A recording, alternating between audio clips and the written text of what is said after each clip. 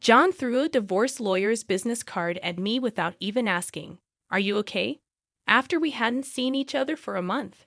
Or how are you feeling? Divorcing a non-working wife. Give me $1,000 in alimony each month. It sounds good. Be careful. As he stated this, John laughed. Emily was standing next to him with a similar smug look on her face, putting her arm over his. Fine, let's divorce then. I stated it in such a casual way that John looked a little taken aback. But he soon smiled at Emily.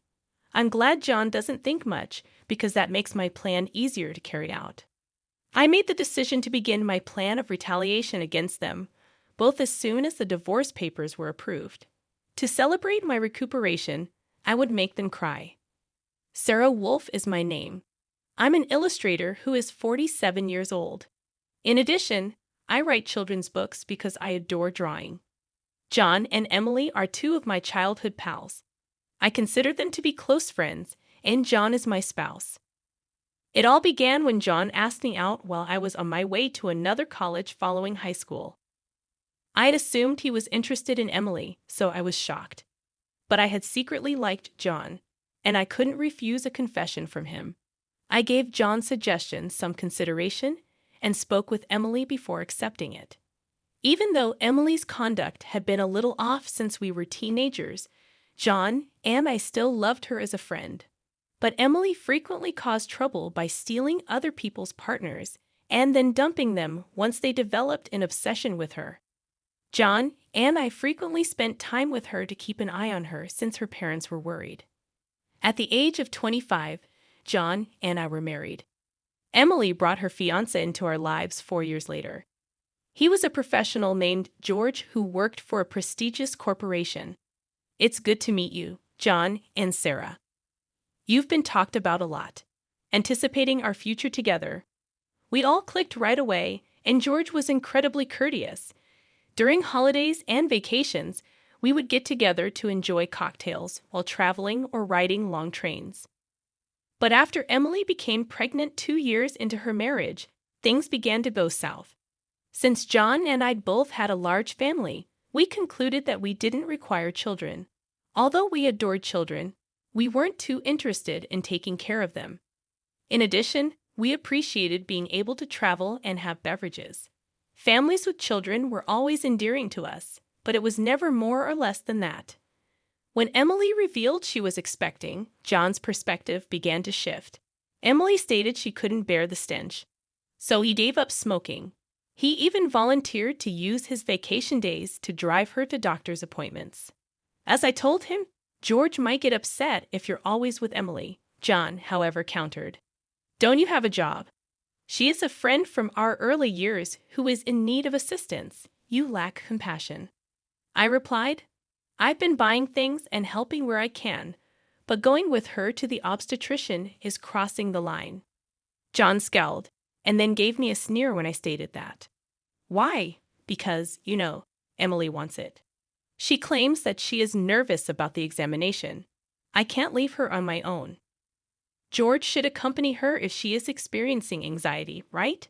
It's almost like you're the father of the unborn child within her if you accompany her everywhere. Are you jealous? What's wrong because you won't become pregnant anyhow? Instead of taking my worries seriously, he became irate and accused me of being bothersome. We had hardly ever fought during our marriage, but things changed when Emily got pregnant.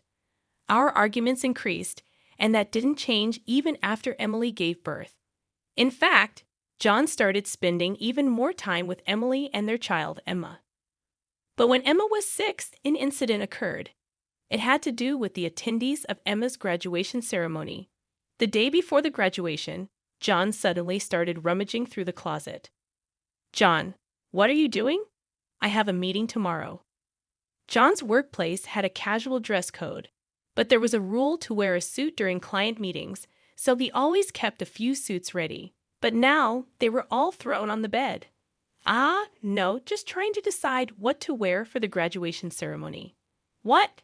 You're seriously thinking of attending the graduation? Yeah, George can't make it.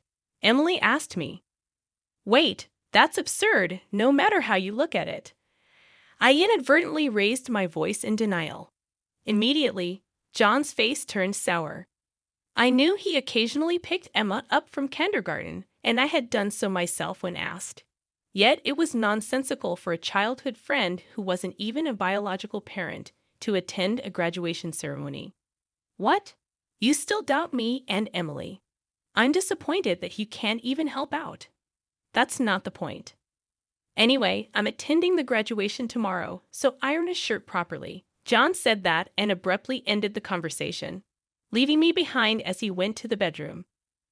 I had no choice but to call Emily. Hello, Emily. About tomorrow? Ah, sorry, about tomorrow. I'm borrowing John. But won't George be upset about the graduation attendance? Sarah. What are you talking about? Obviously, I haven't told George that the graduation is tomorrow. I'll tell him after the ceremony. I was shocked to learn that George didn't know about the graduation schedule.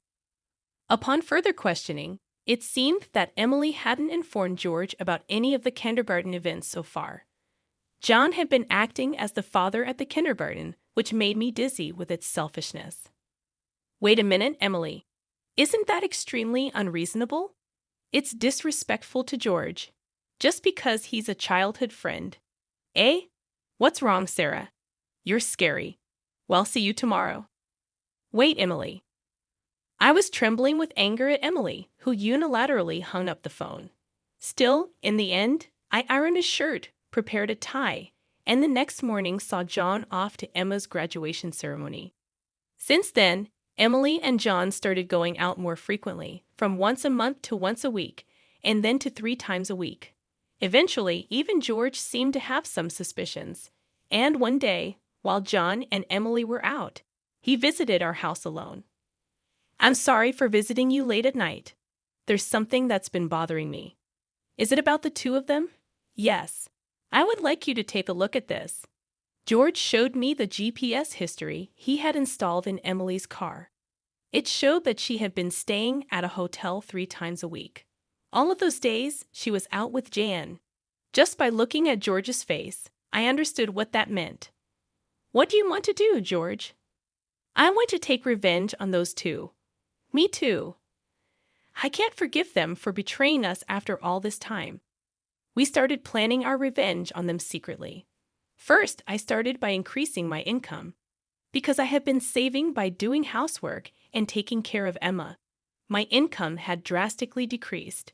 George switched to working from home, and when Emily and John would go out, he would bring Emma to my house, and we would take care of her together. Neither Emily nor John realized that we knew about the relationship, and we were able to gather solid evidence. Once we had collected enough evidence and were ready to take our revenge, we discovered a shocking truth about Emma. George and I struggled with the decision, but we both agreed that we didn't want to hurt young Emma, so we decided to wait until she was an adult to take our revenge. However, even though we decided to endure for 10 years, I was struck with a serious illness. I needed long-term hospitalization, and even at best, I wouldn't be discharged for at least 2 years. Although I could work from the hospital room, it was certain that I would have to reduce my workload. After informing George about the situation, I consulted Jan. However, Jan's reaction was no different from when we were making small talk. Mim, I'll visit you once in a while. I felt that Jan no longer had any affection for me, as he didn't even ask about my condition or the name of the disease. In reality, Jan only visited once a month or once every 2 months. After Emma's 15th birthday, she started acting strangely. Although she used to visit me almost every day right after I was hospitalized, she became distant after her 15th birthday. However, neither George nor I could figure out why, and we were puzzled. Even when we asked Emma, she just said, "Don't worry about it." However, we ended up learning the reason from Jan, who rarely showed up. Hey, it's been a while. Yeah, it has. Jan, who had completely transformed into a flashy appearance, walked in without even knocking. After not seeing him for a month, Jan just thrust a divorce lawyer's business card at me without even asking, "Are you okay?" or "How are you feeling?" Divorcing a wife who doesn't work. Pay me $1,000 a month as alimony. That's the deal. So take care, Jane said, grinning from ear to ear. Beside him, Emily wrapped her arms around Jan with a similar expression on her face. Fine, let's divorce then. I casually agreed, which seemed to surprise Jan for a moment, but he quickly exchanged smiles with Emily. It was good that Jan wasn't the type to think too deeply. That's why my plan worked so well. After receiving a notification that the divorce was finalized from Jan, I decided to start my revenge plan against the two of them. I will make them cry as a celebration of my recovery. I promptly started to take action. First, I contacted George to transfer hospitals. Then, I informed my lawyer that they would be mediating between the two parties from now on. George also began to act at the same time. He moved near my new hospital with Emma, and he started to visit me frequently. Emma still had a gloomy expression, but I was happy that she came to see me every day. Most of my belongings were already in the hospital room, so I told Jan to dispose of the rest. I didn't want to bring anything that the two of them might have touched into my new life. Once the hospital transfer and George and Emma's move settled down, I received a call from Jan. I had only left my seat for a few minutes, but my smartphone already showed 30 missed calls. I answered the phone, feeling exasperated. What? Hey, what the hell is going on? I could hear the voice of a troubled real estate agent behind Jan's panicked voice. I also heard Emily yelling, which made me feel sick. What do you mean? What's going on? It's obviously about the house. Why do we have to move out? Jan shouted at me as if it wasn't his fault at all. I replied to him coolly, obviously, because that's my house. Huh? Jan seemed to have completely forgotten, but the truth was, the house we lived in was a room I rented as a workspace when I started making a living as a freelancer. At that time, I didn't have enough income to maintain two houses, and Jan didn't have enough income to live alone, so he ended up moving into my place. Therefore, Jan had never paid the rent or utility bills for that room. Although I received some money from him for living expenses, it wasn't enough to maintain the place. Unfortunately for him, that room was already canceled.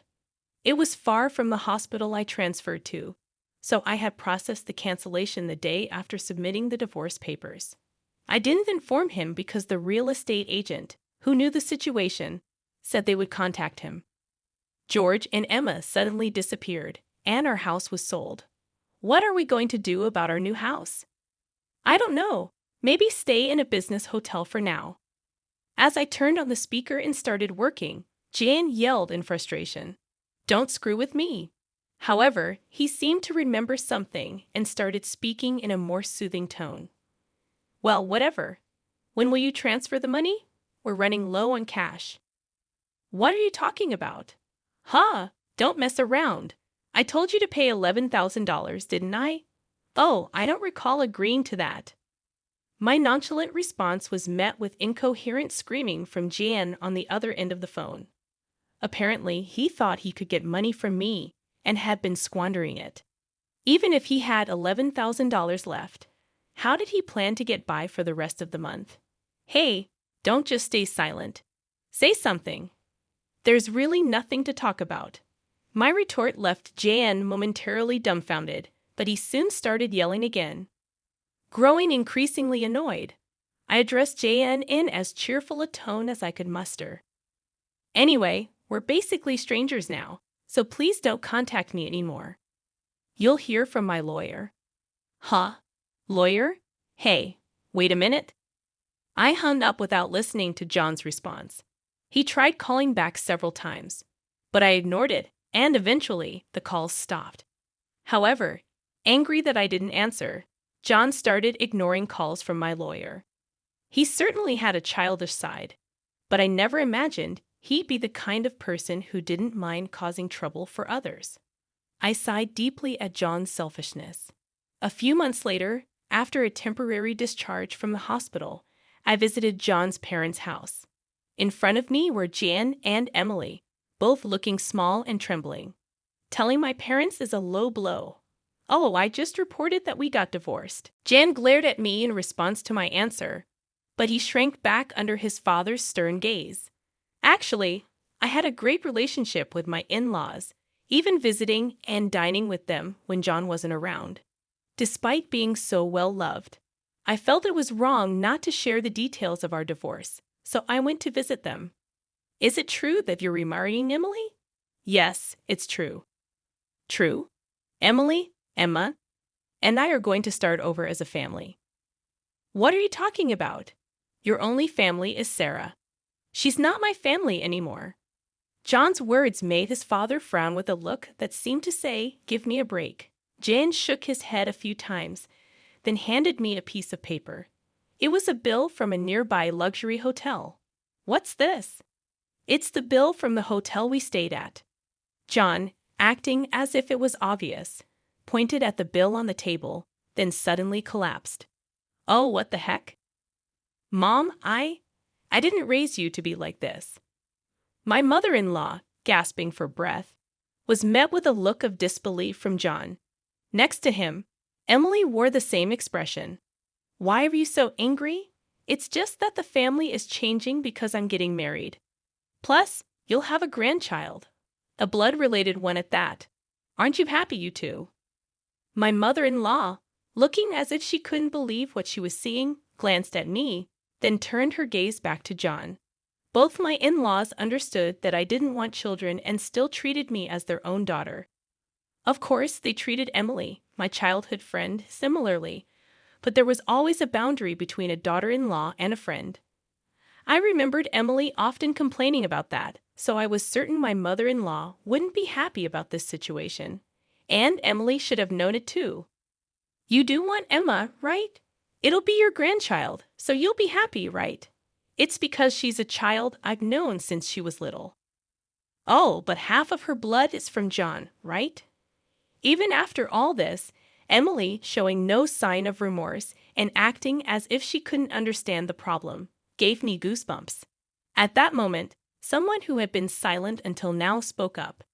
Enough already. It's disgusting. Emma, who had been playing with her smartphone in the corner of the room, spoke to Emily without looking up. The room fell into stunned silence. My dad is the only one I consider my father. Whether we're related by blood or not, he's the only one.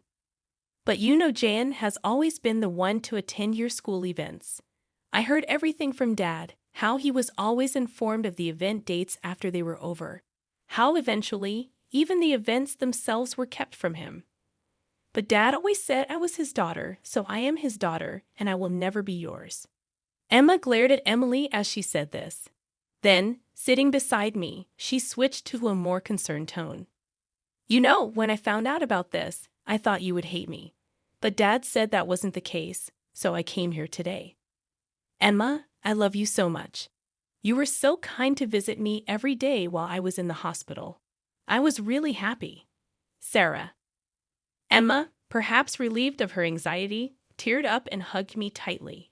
It might indeed be a child resulting from an affair between John and Emily, yet it's a child I've taken care of for 15 years. There's no way I don't have affection for her. Speaking of which, Emily, weren't you curious why I wasn't surprised when I found out Emma is John's daughter? Ah? Emily looked startled. Before she could speak, a new person entered the room. We knew from the start. 10 years ago, actually. George suddenly appeared. Understandably so, as she had recently unilaterally demanded a divorce, citing irreconcilable differences. I was shocked when you mentioned divorce. Oh, and unfortunately, you're not divorced yet. The divorce papers are still here. Didn't you notice?